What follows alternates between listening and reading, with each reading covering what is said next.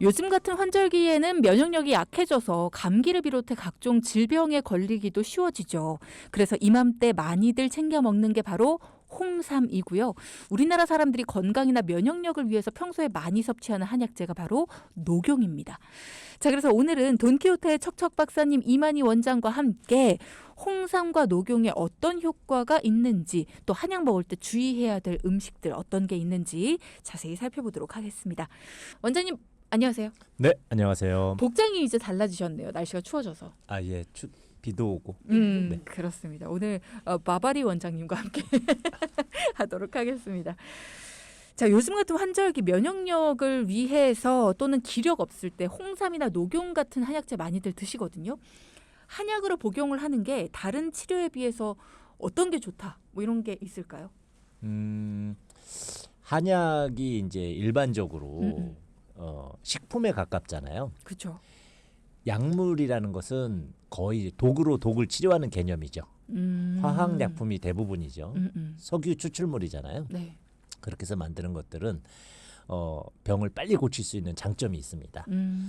열을 내리고. 근데 그런 방법이 대부분 면역을 억제하는 어떤 기전을 이제 만들어내는 거거든요. 그런데 사람의 면역은 보통 어떻게 유지할 수 있냐면 음식과 운동을 통해서 기르는 것이거든요. 그렇죠. 근데 음식에 가까운 것이 한약입니다. 그래서 우리가 약물 전용 한약도 있지만 식품으로 전용 가능한 한약도 많이 있잖아요. 그렇죠. 저희가 네. 들어봤을 때 뭐 복분자, 구기자, 산수유, 오미자, 그런 것도 생강, 한약? 대추, 인삼 뭐 다 한약입니다. 하물며 생강대추도 한약입니다. 그런데 이제 시장에서 파는 그 생강대추와 다르게 이제 원내에 들어오는 것은 농약 잔류 검사와 그 중금속 잔류 검사를 해서 약품으로 인증돼야 되기 때문에 이제 다른 루트를 통해서 들어오지만 식품성 한약이 많이 있죠. 어쨌든 식품을 통해서 면역이 길러진다는 관점에서 볼 때 우리가 약을 통해서 면역을 키울 수 있다면 대부분 한약에 포함된다 이렇게 이해하시면 좋겠습니다. 그렇군요. 그래서 평소에 한약에 대해 말씀을 해주실 때 만성 질환 환자들에게 이 한약을 많이 처방을 내리신다 이런 말씀을 그렇죠. 주셨었어요. 음식이기 때문에 식품이기 때문에 이런 것들이 더 효과가 좋다라는 말씀. 자, 그럼 우리가 평소에 많이 챙겨 먹는 게 바로 홍삼 아니겠습니까? 네. 홍삼은 어디에 좋은 건지. 원래는 이제 인삼입니다. 인삼과 홍삼은 다를 것이 없습니다. 그러나 장기 보관에 이제 유용하기 때문에 만드는 것이죠. 실제로 이제 옛날에는 고려홍삼 이런 얘기 많이 맞아요. 했습니다. 네. 그게 고려에서 중국에서 굉장히 인기가 많거든요. 저희 인삼 종자를 갖다가 중국에 심어도 중국 토양에서는 그렇게 크질 않습니다. 저희 인삼 종자를 미국에 가서 저희 교포들이 갖다 심었는데 그렇게 크질 않는 것이죠. 그래서 우리나라 토양에서 잘 자라는 인삼 종자 때문에 고려에서 굉장히 인기 있었고 고려 홍삼 이렇게 불렀는데 수삼을 캐서 가다 보면 과거에는 다 썩잖아요. 그래서 썩는 것을 막기 위해서 쪄서 간 거죠. 대부분 다른 음식도 저희가 말리거나 쪄서 장기 보관하게 되는데 네네. 그래서 우리가 황태, 먹태 이런 것도 그런 개념인데 그런 차원의 그 보관 방법이 홍삼이고 그것이 조금 이제 어떤 기업의 광고 뭐 이런 걸 통해서 인삼이 홍삼보다 더 좋은 것처럼 이제 선전되고 있지만 홍삼이 인삼보다. 그렇죠. 죄송합니다. 어쨌든 그런 그 홍삼을 찧었다고 해서 첨가물이 없는데 집에서 감자를 쪘다고 뭐 고구마를 쪘다고 성분이 변하는 걸 아시고 단맛만 늘잖아요. 약간 변형되기도 합니다. 토마토 같은 경우에는 익혀 먹으면 더 좋으니까 그런 것 같은 이제 기대를 하게 되는데 실제로 쓴맛을 좀 줄이고 장기 보관하는 거 외에는 오히려 건조 과정 중에 그 사포닌이 손실되는 그 사례들도 보고가 많이 되어 있기 때문에 그래요? 사실은 수삼이 더 좋다 이렇게 말씀드릴 수가 있습니다. 사포닌, 진세노사이드, 뭐 인삼이나 홍삼 많이 챙겨 드시는 분들은 아마 이 수치를 좀 보면서 또 네. 구입을 하고 하실 텐데 네. 흔히들 그렇게 알고 계셨거든요. 찌고 말리는 과정에서 오히려 진세노사이드가 더 좋아진다 뭐 이래서 네. 그래서 홍삼을 주로 드시고 네. 또 홍삼보다는 흑삼을 또 주로 드시고 네. 뭐 이렇게 점점 더 나은 상품 이렇게 생각을 했는데 그게 아니군요. 아닙니다. 실제로 그 사포닌의 종류 인삼에서 유효하게 다루고 있다는 대표적인 것이 한 30-40종 되는데 그 중에서 더 늘어나는 것은 별로 없고요. 네. 약간의 수치 변화가 상승하는 거 아니냐. 왜냐하면 이제 수분이 빠져나가기 때문에 그람당 비율에서 그렇게 보고되지만 상당도의 사포닌은 오히려 찌고 건조하는 과정에서 빠져나간다고 합니다. 그래서 수삼이 훨씬 농도가 높기 때문에 네. 사포닌의 함량을 걱정하지 않으시고 드시려면 수삼이 제일 좋습니다. 수삼을 통째로 차 끓이고 드신 다음에 그 건더기까지 싹 드시면 사포닌을 100% 드시는 거죠. 그게 제일 좋은 방법인데 이제 저희 옛날에 이제 써서 이제 그렇게 하기도 하고 또 저희가 판매되는 것 중에 이제 뉴스에 많이 나옵니다. 함량 홍삼의 함량이 몇 프로냐 뭐 이렇게 나오잖아요. 네네. 근데 실제로 뭐 3점 몇 프로 이런 것들이 허다합니다. 우리가 홍삼을 찌면은 살짝 달달해지니까 그 홍삼의 찐덕찐덕한 맛이 그 많이 쪄서 그런 거 아닌가 이렇게 오해하지만 사실은 우리가 먹기 쉽게 만드는 과정에서 이제 캐러멜류를 첨가해서 단맛이 나고 끈적끈적해지는 겁니다. 저희가 쌍화탕, 쌍화차 이런 거 있잖아요. 네네.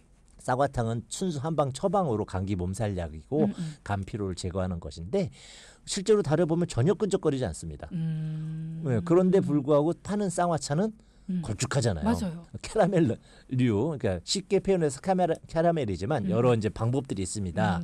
그 끈적끈적하게 만드는 그런 성분이 절대량을 차지하기 때문에 실제 홍삼 함량은 굉장히 적은 경우가 많죠.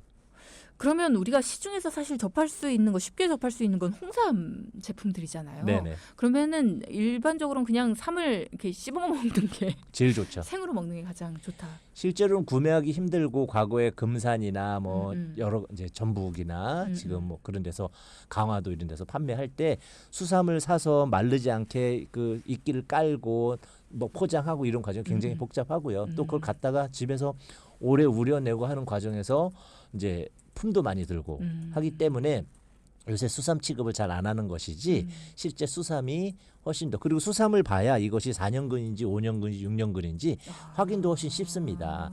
홍삼인 상태에서는 사실 알기 어렵죠. 그러면 수삼이 장내삼이랑 같은 건가요? 아닙니다. 이제 장내삼이라 하면 이제 산삼 씨앗을 이제 심어서 인위적으로 재배를 하게 되는데 이제 산삼도 뭐 천종산삼, 뭐 지종산삼 뭐 이런 식으로 나누는데 그 중에 산양삼, 장내삼 이런 것들은 산삼 씨앗을 인위적으로 재배해서 뭐 6년 이상 재배했다고 이제 하지요. 근데 실제로 6년 이상 재배하지 않는 경우가 많은 것이 인위적으로 영향을 주고 키우기 때문에 크기가 커집니다. 근데 이제 인삼은 이제 일정량 재배를 해서 북향으로 이렇게 키우게 되면 6년 이상 키우게 되면 썩는 경우가 많아서 6년근을 가장 좋은 인삼이라고 이제 말씀을 드리고, 근데 6년근까지 이제 재배하는 과정이 사실 굉장히 어렵고 4년근까지는 누구나 잘 키우는데 4년이 넘어가게 되면 그 재배자의 기술이 굉장히 많이 필요하고 또 도난이 또 많이 사회 문제화 되고 있습니다. 캐가니까. 그래서 4년근에서 멈추는 경우도 많은데 실제 저희 한의사들 입장에서 보면 4년근과 6년근의 차이가 그렇게 크지 않습니다. 아, 그래요? 네, 4년근 정도 되면 거의 함량의 90%는 달성했다라고 보기 때문에 차라리 6년근 2번 드시느니 4년근을 한 서너 번 드시는 것이 더 좋지 않을까 이렇게 생각합니다. 어디에 좋습니까? 인삼은 이제 한방의 효능을 얘기할 때는 이제 귀경이라는 것을 말합니다. 네. 경락을 통해서 어느 경락에 작용하느냐라고 얘기를 하는 좀 어려운 영역이 있는데 인삼은 전형적으로 비폐, 비장과 폐, 즉 소화기와 호흡기 의 기능을 향상시키는 이제 탁월한 효과가 있고요. 네. 그래서 그 폐에 들어가게 되면은 감기 예방이라든지 추위를 안 타게 한다든지 그래서 몸을 따뜻하게 이렇게 하고 이제 소화기 계통에 들어가게 되면은 입맛이 없거나 살이 안 찌거나 기운이 없거나 할 때 이제 도움을 주기 때문에 일단 인삼을 드신 분들의 대부분 좋아하시는 부분들이 얘가 입맛이 좀 나네. 그 사실은 요새처럼 비만이 이제 화두가 되는 그렇죠. 시대에는 네. 좀 인삼을 가려서 내가 먹어도 되는 것인지 홍삼을 내가 먹을 필요가 있는 것인지 사실 캐러멜도 살을 살짝 찌게 하기 때문에 그렇죠. 감안해서 드시는 것이 좋겠죠. 그럼 내가 먹어도 되는 것이냐 아니냐 요거에 대한 부분을 조금 정리해 보면 좋을 것 같은데요. 홍삼, 인삼, 뭐 흑삼 다 마찬가지입니다. 이런 것들은 어떤 분들이 드셔야 되고 어떤 분들이 드시지 말아야 될까요? 기본적으로 열을 내는 이제 그 효능이기 그쵸, 때문에 예. 따뜻하게 인삼을 먹고 대략 인삼연구원 통계에 의하면 대략 30% 정도가 부작용을 보인다고 합니다. 부작용이라 하면? 네, 그 심장에 부담을 주면서 열이 올라간다든지 심장이 두근거리거나 어지럽거나 얼굴이 빨개지거나 뭐 식은땀이 나거나 이런 증세를 보일 수 있다고 합니다. 그래서 인삼이 맞지 않는 이제 분들 같은 경우에는 진단을 좀 받아서 먹고 반응이 반드시 오거든요. 그런 분들은 제가 인삼 먹고 이런 반응이 옵니다. 이제 말씀을 하시면 되고요. 저는 홍삼 뭐 3개월을 먹어도 반응 없던데요. 근데 인삼 먹으면 그래요. 이런 분들도 계시거든요. 그 인삼이 더 농도가 높기 때문이고 아까 말씀드린 대로 캐러멜을 제외한 홍삼 고형분의 양이 워낙 적기 때문에 뭐 3점 몇 프로 이러니까 그렇게만 드실 경우에 몸에 이상은 없지만 효능도 없겠죠. 그렇구나. 네. 그러면 드시면 안 되는 분들이 열이 많은 분들 말고 뭐 혹시라도 내가 다른 이제 약을 드시고 있다거나 아니면 내가 이 부분에 조금 뭐 고혈압이나 당뇨 뭐 이런 것들 때문에 지금도 질문 주고 계시는데 당뇨 환자도 인삼이나 녹용, 복용이 가능할까요? 이런 질문도 주셨거든요. 어떤 분들이 드시면 안 될까요? 일단 당뇨 같은 경우에는 소모성 질환이잖아요. 소모성 질환은 대부분 좋습니다. 그래서 좋은데 고혈압 환자인 경우에도 고혈압이 단순히 그냥 혈압만 오르는 것이 아니고 혈압과 함께 열이 상충되는 분들이 계십니다. 그래서 고혈압 환자 중에 인삼을 넣어서 드시고 혈압이 떨어지는 분들도 많이 계시거든요. 그런데 어떤 분들은 다 먹으면 올라가던데 그분은 이제 열이 많으시면서 혈압이 동시에 연동되는 분들입니다. 이제 그것을 가려내는 것이 이제 쉽지 않기 때문에 진단이 필요한 것인데 이런 식으로 혈압에는 호불호가 있다. 당뇨라든지 이런 소모성 질환은 오히려 도움이 많이 된다. 이렇게 이해하시면 좋겠습니다. 그렇군요. 홍삼 제품에도 여러 가지들이 있잖아요. 뭐 예를 들어서 저는 이제 절편 되게 네네. 맛있게 잘 먹는데 이렇게 꾸덕꾸덕하니. 근데 앞서 또 그게 홍삼의 그런 잔류물이 아니라 이게 또 뭐 캐러멜 뭐 이런 것들을 넣어서 또 꾸덕해지는 경우들이 있다라고 하시니까 그런 부분이 조금 걱정되긴 합니다만 그런 것들도 당뇨 환자가 먹어도 괜찮을까요? 좀 달아졌잖아요. 그렇죠. 그래서 그 이제 원래 그 쫀득쫀득하게 만드는 성분이 제가 편의상 캐러멜이라고 표현을 했지만 여러 가지 방법들이 있습니다. 그 끈적하게 하는 것이 그 당을 높일 수 있는 다당류나 단당류가 포함된 과당의 종류라면 피하셔야 되겠죠. 그렇기 때문에 저희가 그 당뇨 환자들한테는 홍삼을 사실은 판매용은 권하지는 않고 직접 집에서 이제 말리시는 분들도 계시잖아요.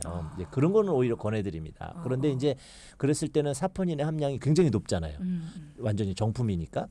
그랬을 때는 이제 과량 복용에 의한 부작용이 나타날 수도 있기 때문에 드시고 얼굴에 열이 나거나 땀이 나거나 심장이 두근거리거나 밤에 잠이 안 오거나 뭐 입이 마르거나 어지럽거나 이런 증상이 있는 열성 어떤 반응이 있다면 한의원에 가서 확인을 받으시라 이렇게 말씀을 드리죠. 꿀에 절여서 드시는 분들도 있잖아요. 이제 당뇨 환자한테는 안 좋겠죠. 그리고 이제 꿀 중에는 꿀에 들어간 성분이나 이런 것들 또 꿀이 열을 많이 키우기 때문에 혈압을 올리는 경우도 있습니다. 그래서 이제 그런 이제 달게 드시기 위해서 이제 인삼을 찐 거거든요. 또는 장기 보관도 있겠지만 그렇기 때문에 달게 드시는 부분은 별로 권해드리고 싶지는 않습니다. 꿀에 절여서 먹는 것이 이제 당뇨 환자한테 안 좋다라는 말씀하셨는데 비슷하게 질문 주신 분이 꿀을 장복하면 당뇨가 빨리 찾아올까요? 이런 질문도 주셨거든요.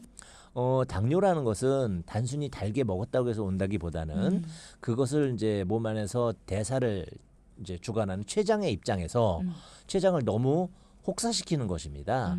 췌장이 충분히 혹사가 아니고 그 정도는 뭐 별거 아니야라는 정도로 강하신 분들은 평생을 그렇게 드셔서 문제가 없죠.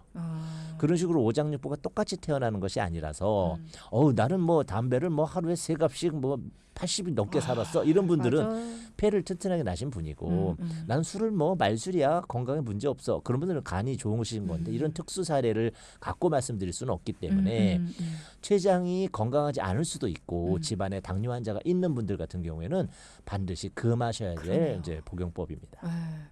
그러면 장기 복용에 대한 얘기가 나와서 말인데 홍삼 같은 거 어렸을 때부터 늘 한 포씩 매일매일 뭐 아니면 매일매일 한 숟가락씩 이렇게 네. 드시는 분들이 계시잖아요. 네. 장기 복용을 해도 문제가 없을까요? 그렇지는 않습니다. 이제 부작용이 있다는 것은 어떤 특정한 사람만 딱 그런 것이 아니고 일반인들도 건강한 사람들도 장기 복용해서 안에 열이 쌓이게 되면 그런 반응이 올 수 있다는 반증이거든요. 저희가 굉장히 어려운 부분이 약이냐 식품이냐를 구분하는 것입니다. 한약은 약과 식품에 걸쳐 있기 때문인데 네. 그것이 이제 건강기능식품이라는 이제 저기로 이제 개발돼서 뭐 인삼도 녹용도 막 이렇게 식품성으로 맞아요. 나가게 되잖아요. 네, 네. 이럴 때 이제 그 사실은 원래 경제적인 논리가 들어가게 되면 과다한 이제 표현 그런 이제 선전 이런 것들이 동원되는 경우들이 있습니다. 근데 그런 것을 가려내는 게 쉽지 않고 그래서 모든 건강기능식품은 일반 식품이 아니라면 좀 양을 과다하게 드시는 것은 권장되지 않죠. 그럼 홍삼이나 인삼을 즐겨 드신다 하시는 분들한테 복용하실 때 좀 주의하실 점 이라면 어떤 게 있을까요? 뭐 어떤 때는 드시지 마세요. 뭐 어떤 병을 앓고 계실 때 질환이 있을 때는 뭐 먹으면 안 됩니다. 뭐 이런 거나. 네. 열을 일단 떠올리시면 됩니다. 열. 그래서 먹었을 때 열 반응이 온다든지 또는 열이 있는 질환이 있습니다. 예를 들어서 갱년기 분들이 열이 상충되거나 또는 피부 질환이 있어서 피부에 그 뭐 아토피나 이런 것이 있다든지 또는 이제 그 결핵 환자인데 열이 있는 초기 결핵인 경우에 또 드시면 좋지 않거든요. 이런 식으로 그 외에도 많은 열을 감기에도 별로 좋지 않습니다. 감기 후반에 바이러스가 나간 일주일 후에 후반기에 복용하시는 것은 무난하지만 초기에 드시게 되면 오히려 열을 상승시킬 수 있기 때문에 열에 어떤 반응이 있거나 내가 더위를 많이 탄다. 더위 많이 탄다고 해서 땀을 많이 흘린다는 것을 표현하는 것이 아니고 원래 내 몸에 열이 많아. 뜨거운 것도 못 먹어. 이런 분들은 이제 인삼을 조금 피하시는 것이 좋죠. 보통은 홍삼, 인삼, 뭐 흑삼이라고 하면은 면역력에 좋다 이렇게 기억을 하시니까 면역력이 떨어졌을 때 걸리는 감기나 뭐 이럴 때 많이들 챙겨 드시거든요. 이런 거 주의하셔야 된다라는 거. 그리고 지금 문자창으로 같이 먹으면 안 되는 한약재나 약물이 있을까요? 라는 질문도 주셨거든요. 굉장히 많이 있습니다. 한약자 중에도 이제 그 약의 칠정이라고 해서 약끼리 절대 섞으면 안 되는 것이 굉장히 많고요. 또 단순하게 이제 환자분들께 복용 중 식사 중에 가려야 될 것들도 꽤 많이 있습니다. 저희가 그냥 의례적으로 말씀드리는 것이 술, 커피, 담배, 녹두, 숙주나물, 닭고기, 돼지고기, 면 종류 이런 것들을 녹두, 숙주나물은 왜요? 이제 녹두가 이제 몸에 좋은 열을 꺼주면서 간의 해독 작용을 이제 돕는 좋은 식품이지만 약은 약으로 친다고 하지 않습니까? 그러니까 독으로 치지 치부할 수도 있죠. 네. 그런 약성이 좀 강한 경우에는 그 숙주가 그러니까 녹두에 싹이 튼 것이 숙주잖아요. 그래서 녹두가 해독 작용에서 약성을 줄일 수도 있습니다. 그렇게 되면 이제 원하는 성능을 보지 않기 때문에 일단 약 드시는 동안만 좀 삼가해 주세요. 이렇게 말씀을 드리는 성분이죠. 그렇구나. 녹두가 그럴 수도 있다라는 거 몰랐네요. 네. 그리고 5339님께서 요즘에 어린이들 영양제로 홍삼 관련된 거 많이 나오는데요. 애들은 홍삼이 잘 맞는지 아닌지를 모르는데도 그냥 먹어도 괜찮을까요? 그렇지 않습니다. 그것이 이제 식품에 그 함량이 적은 이유 중에 하나가 뭐냐면 함량을 많이 넣고 비싸게 팔아도 되잖아요. 근데 많이 넣으면 부작용이 납니다. 한약이기 때문에. 그래서 이제 그 건강기능식품의 문제가 약으로서 작용해야 될 것을 식품으로 가는 과정 중에 용량 컨트롤이 안 되는 부분이고 그래서 필요한 아이들 제가 아까 설명드린 대로 소화기가 약해서 잘 안 먹거나 호흡기가 약해서 감기가 잘 걸리거나 이랬을 때 사용된다고 했는데 감기가 잘 안 걸리게 한다고 해서 면역력이 올라간다 이렇게 생각하시잖아요. 면역력을 올리는 효능은 미비합니다. 사포닌을 갖고 있는 성분은 굉장히 많거든요. 음식에 뭐 도라지라든지 웬만한 뿌리 성분들은 사포닌을 다 갖고 있습니다. 그럴 때 면역력 급격히 올려주는 성분인 줄 맹신하시는 경우들이 있죠. 맞아요. 그런 것이 아니고 호흡기의 기능이 좀 활성화되고 위장, 비장의 소화기 기능이 활성화되면서 도와주는 역할을 하는 보조식품이다 이 생각을 하셔야 되는데 그런 것들이 일반 식품을 등한시하고 특히 어린아이들은 순양지체라고 해서 열이 많거든요. 그런 아이들이 추위를 타거나 그런다면 먹여도 되지만 열이 많고 막 한겨울에도 막 바깥에 막 맨발로 뛰어다니고 이런 아이들한테 인삼이나 홍삼을 주기적으로 먹이는 것은 바람직하지 않습니다. 그렇군요. 2370님. 홍삼을 못 먹습니다. 근데 지인이 흑삼은 괜찮다면서 추천을 하더라고요. 금액이 만만치 않아서 고민 중인데 홍삼은 안 돼도 흑삼은 괜찮은 체질이 있나요? 그런 거짓말이 이제 문제인 거죠. 이제 흑삼을 찌는 과정 중에 좀 강력하게 찌고 말리는 폭건을 하게 되면 좀 까매지는 것이고요. 뭐 9번 찌면 흑삼 이렇게 얘기하지만 9번도 어떻게 찌느냐에 따라 홍삼 색깔이 나기도 하고요. 3번밖에 안 쪘는데도 까맣게 나오기도 합니다. 색깔은 얼마만큼 열에 많이 파괴가 돼서 이제 그 형태와 색이 변하느냐라는 부분이지 그것이 성분을 변화시키거나 초기에 말씀드린 대로 그러지 않습니다. 오히려 성분이 빠져나가면 빠져나가지만 부작용이 크게 감소하거나 이런 것은 아니기 때문에 흑삼 먹으면 괜찮고 뭐 홍삼은 안 되고 뭐 수삼은 또 어떻고 이런 식의 편견보다는 다 같은 것인데 보관의 문제인 것이죠. 그렇게 생각을 해야겠군요. 네. 어느 정도의 양을 하루에 복용하는 게 좋을까요? 라는 질문도 주셨어요. 만약에 수삼을 먹는다라고 했을 때 네. 하루에 한 잔 정도의 차? 그러니까 저희가 치료를 목적으로 할 때 이제 한 달 정도 복용을 시키는 경우가 있습니다. 그럴 경우에 하루의 권장량으로는 대략 한 8g 정도 복용을 해서 꾸준히 매일 해서 한 달 먹는 거고요. 그러지 않고 이제 너무 그보다 더 장기간 먹는다 그러면은 더 흐리게 미량을 먹게 해야 되기 때문에 차를 끓여서 소량 먹게 되고요. 그래서 그 이제 캐러멜이 들어가지 않은 순수 인삼, 순수 홍삼 같은 경우에는 사실은 한 달 이상 복용하는 것은 권해드리지 않습니다. 그렇군요. 자, 홍삼에 대한 이야기가 조금 길어졌습니다만 이제 녹용에 대한 이야기도 좀 해봐야 됩니다. 녹용은 한의학에서 으뜸으로 꼽히는 귀한 약재잖아요. 네, 그렇습니다. 효능이 어떤 겁니까? 일단은 신양이라서 좀 어려운 용어이지만 골수를 보강해서 뇌수를 충족시키고 뭐 이런 용어들이 많이 등장하거든요. 즉 노화를 막으면서 이제 스태미나를 키워주는 이제 그런 대표적인 약재라고 볼 수가 있고요. 실제로 사슴의 뿔이 1년에 탈락이 되죠. 이제 가을쯤에 이제 떨어집니다. 요 무렵에 다 떨어집니다. 11월 들어서는. 그러면 낙각, 녹각 이렇게 부르거든요. 그것이 이제 떨어지고 나면은 그 다음부터 숫사슴들의 발정기가 찾아옵니다. 그러다가 발정기가 다 끝나고 어느 정도 이제 봄이 되면 교미 기간이 끝나고 나면 봄부터 머리에서 싹이 나오듯이 다시 나옵니다. 그래서 신기하네요. 녹용의 용자가 녹은 사슴 녹자고 용은 싹 용자입니다. 싹이 난다. 저 사슴의 머리에서 싹이 나듯이 튀어나와서 쭉 자라서 7, 8월경까지 크게 자라고 최대치가 됐을 때 저희가 잘라서 쓰는 거죠. 이제 그런 식으로 떨어져 나갈 그 안에 자라게 하는 성분이 성장 호르몬, 어떤 노화를 방지하는 호르몬 또는 성호르몬 이런 것들로 변환되는 물질이기 때문에 그것을 복용함으로써 사람에게도 똑같은 반응을 유도하게 하는 겁니다. 보통은 국내산이 다 좋다라고 생각들을 하는데 녹용은 국내산은 없다면서요? 그렇습니다. 전 세계 사슴이 400여 종 있고요. 그중에 약용으로 쓰는 건 한 4, 5종 정도가 있다고 하고 실제 자생지가 굉장히 추운 지역 우리나라로 치면은 이제 백두산 이북 정도의 기온에서 또는 이제 그 아바이스크 러시아 아바이스크 좀 몽고 시베리아 이런데 또 뉴질랜드에서도 남섬 쪽에 약간 추운 데에서 주로 키우기 때문에 뭐 보통 영하 20도 이런 데서 사는 사슴들이거든요. 그러니까 국내에서는 데려다가 키워도 항생제를 먹이지 않는 한 금방 죽어버립니다. 그렇구나. 그래서 국내산이 좋다라고 생각을 해서 국산이라고 적혀 있으면 무조건 구입하시고 하시는 분들이 있거든요. 네. 근데 그렇지 않다라는 거. 어떤 점을 좀 주의를 해야 될까요? 녹용 역시도 많이 복용하면 부작용이 있다고 하더라고요. 실제로 녹용을 많이 복용해서 부작용이 있는 것은 아니고요. 녹용은 이제 과거에는 이제 다른 약을 섞어가지고 복용을 했을 때 그 다른 약의 효능을 끌어올리는 작용을 합니다.